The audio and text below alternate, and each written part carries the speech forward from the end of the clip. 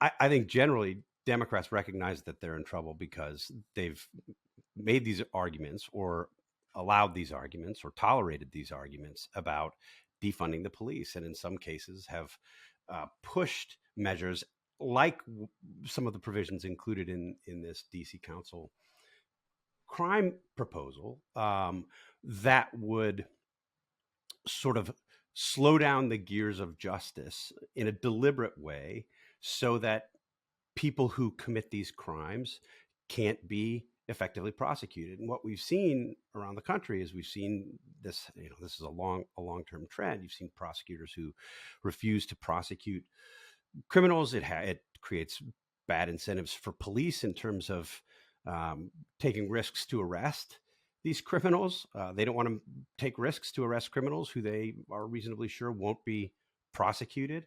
You have prosecutors who won't prosecute these criminals for crimes, and now you have local governments trying to gum up the works, in effect, without providing additional funding for these prosecutions.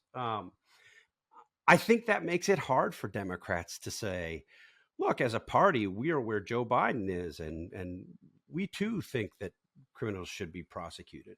I think we're likely to see, and we've talked about this on this podcast before, Tom Cotton was well ahead of the curve on this. We are seeing sort of a response from the electorate to various kinds of rising crime. And the statistics go in different directions on different issues, but there's a trend here. It's rising. People are more concerned about it.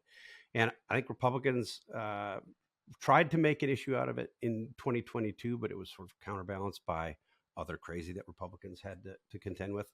I think it's certain to be an issue in 2024.